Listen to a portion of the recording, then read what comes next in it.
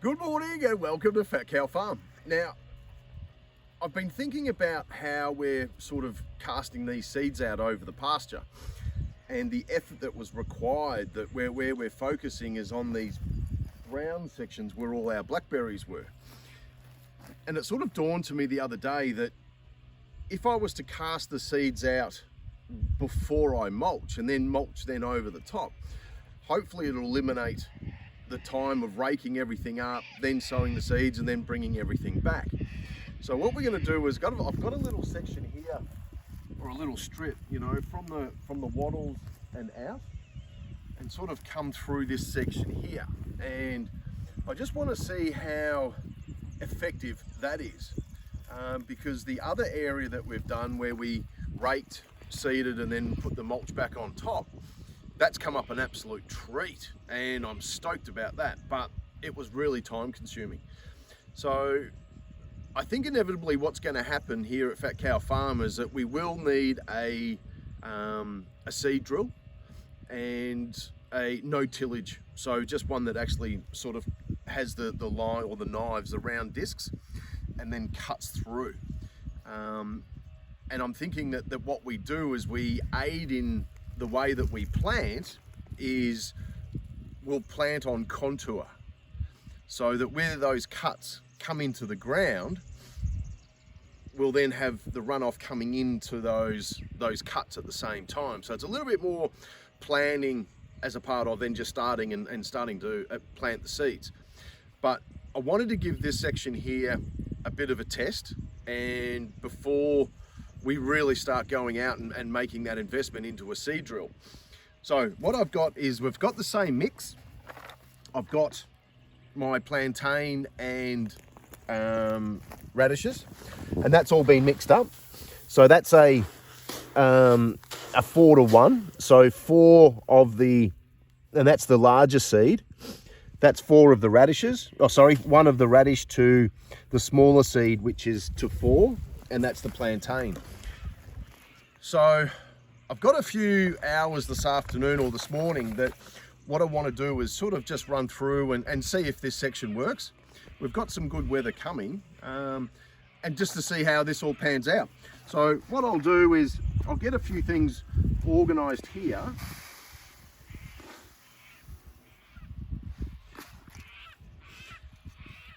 Yeah, because doing a lot of acres doing it this way ain't gonna happen. I'll be here forever and ever and ever. So, but at least this way I can see how this is all going to pan out, and I'll then mulch, like I said, over the top, and hopefully that gives these seeds the good germination cover or soil cover that we're chasing, and then we can go from there. All right, so I've got to sow my seed. What I'm going to do is we'll get on the tractor and then we'll mulch over the top. So we'll show you that also and see if it actually is going to work, and if we can see any seed on top, or if it's actually all dropped through. All right, so I've got about 5 hours of work here, and then we'll go from there. So I'll see you soon.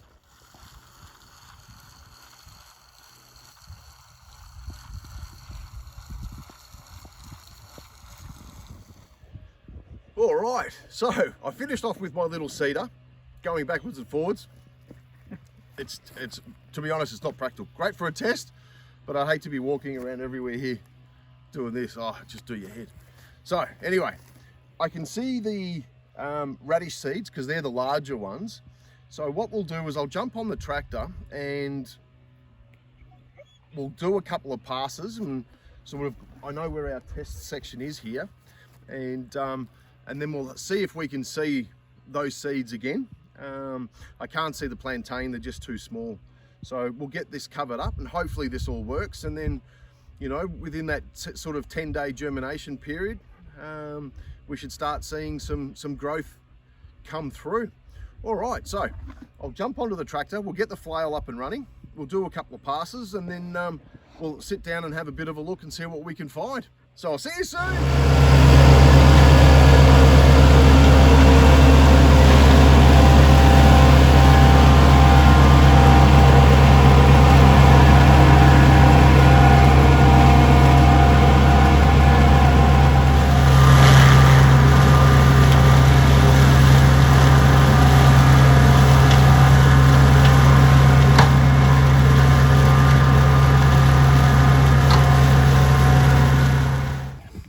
Right, so we've finished our little test area here with the mulcher, and I'm looking and I can't see any of the larger radish seeds.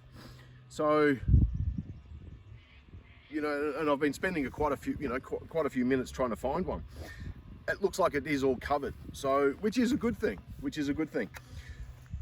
Now, what we'll find is that I'm not too sure about the success rate of germination.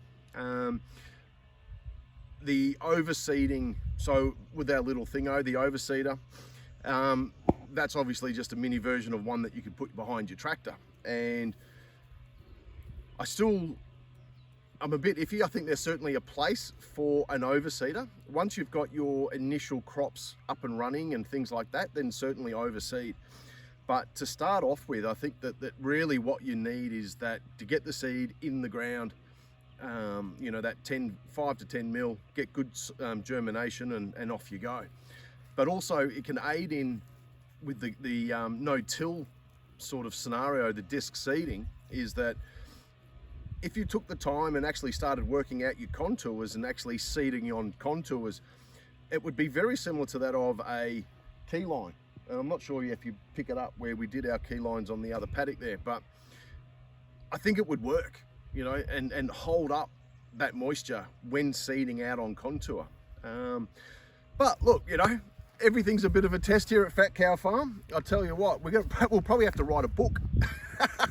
Fails and tribulations. And look, you know, it takes time, but you know, already this is the 4th cut for this little section here for the blackberries. And I tell you what, you know, I am stoked, absolutely stoked. Now, have in mind though, that we needed to get this 4th cut done during winter and still have a few, you know, what have we got there? Probably about another 4 or 5 weeks before the end of winter. And so just to get those, you know, if there are any more frosts come through, to really finish off those blackberries.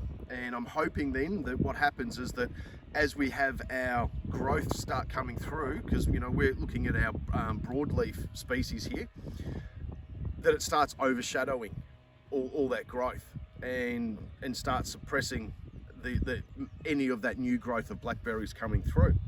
But there's a theory behind everything and there's practical, so we'll just have to see how it all pans out. But you know, looking around, I was just, you know, we've got, you know, there's a lot of moisture in this soil, and this is in the blackberry section. You know, it's just, and to remember, I'm not sure if you sort of go back as far as when we first started doing this up here, this was just clay like a dust bowl, you know, and all this matter that's coming into from the blackberry mulch, you know, it's certainly working. I don't know, you know, if you had the opportunity, really why would you try and eliminate this as a fire or chemical and to eradicate? You know, yes, it's taken a little bit longer, but when we first purchased this place, it was completely covered, so it was inaccessible for any cattle or anything like that, and the poor little goats, you know, they would have spent years and years and years up here. So giving them a little bit of an aid, but breaking this down and putting it back into the soils, you know, we're finding a lot of worms now because we're sort of sifting through all that rock now, picking up rocks as we see them, so that we're ready for a seed drill down the track, and we're not going to have then any issues. But look, let's see how this works out. We'll come and revisit in a couple of weeks, and just to make sure, and then what we'll do is we'll do a comparison compared to already the germination that started over on the 2nd phase, where we've raked it out, versus doing something like this. This could work and save a lot of time, but we'll see what happens. So all about trying to get your seeds right and repasturing your pastures. Like and subscribe, and I'll see you soon.